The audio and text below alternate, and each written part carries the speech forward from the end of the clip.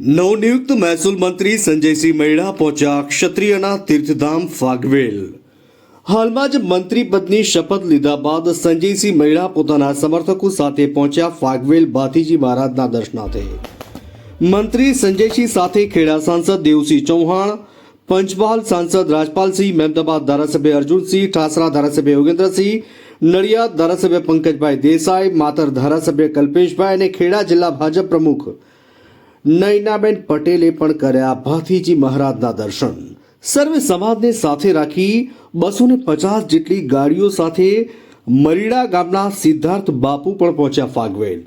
પોતાના મત વિસ્તાર કમળા ચોકડીથી ફાગવેલ સુધી જોવા મળી વાહનોની લાંબી કતારો। 2022માં પ્રથમ વખત ધારાસભ્ય બન્યા બાદ 2025માં નવા મંત્રીમંડળમાં મળ્યું છે સંજયસિંહને સ્થાન।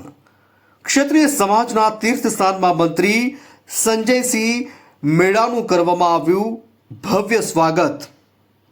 અલ્તાફ શેખ, કપડવંજ।